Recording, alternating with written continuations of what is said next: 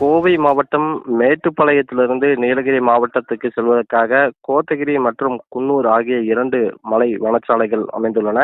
இது அடர்ந்த வனப்பகுதியின் நடுவே இந்த சாலைகள் அமைக்கப்பட்டிருக்கக்கூடிய நிலையில் இந்த பகுதியில் அடிக்கடி வன உயிரினங்கள் என்பது குறிப்பாக காட்டு யானைகள் சாலைகளை கடந்து ஒரு வனப்பகுதியிலிருந்து மற்றொரு வனப்பகுதிக்கு செல்வது வழக்கம்தான். இருந்தாலும் தற்பொழுது லேசான வறட்சியானது வனப்பகுதிக்குள் ஏற்பட்டுள்ளது.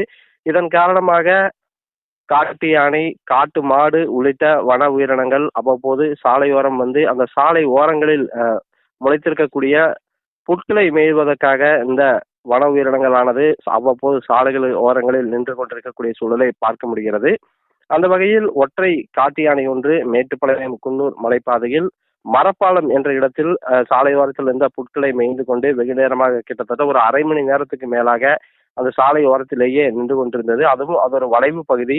இதன் காரணமாக அந்த வாகன ஓட்டிகள், அந்த சாலை வழியாக சென்ற வாகன ஓட்டிகள் யானைகளை பார்த்து மற்ற வாகன ஓட்டிகளுக்கு தகவல் தெரிவிக்கப்பட்டதன் பேரில் வாகனங்கள் ஆங்காங்கே கிட்டத்தட்ட ஒரு அரை மணி நேரத்துக்கு மேலாக வாகனங்கள் ஆங்காங்கே நிறுத்தப்பட்டிருந்தது.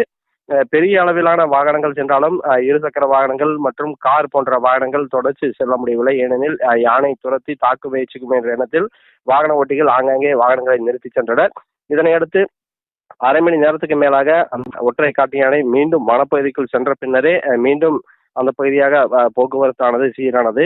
தற்பொழுது இது மாதிரி, அதாவது லேசான வறட்சி ஏற்பட்டிருக்கக்கூடிய நிலையில் வன உயிரினங்கள் நடமாட்டம் இருக்க அதிக அளவில் வாய்ப்புள்ளது. எனவே மலைப்பாதையில் பயணிக்கக்கூடிய வாகன ஓட்டிகள் வாகனங்களை மிகுந்த எச்சரிக்கையுடன் இயக்க வேண்டும். அது மட்டுமல்லாமல் இரவு நேரங்களில் தேவையில்லாமல் வாகனங்களை சாலையோரங்களில் நிறுத்துவதை தவிர்க்க வேண்டும் போன்ற அறிவுரைகளை வனத்துறையினர் வாகன ஓட்டிகளுக்கு வழங்கியுள்ளனர்.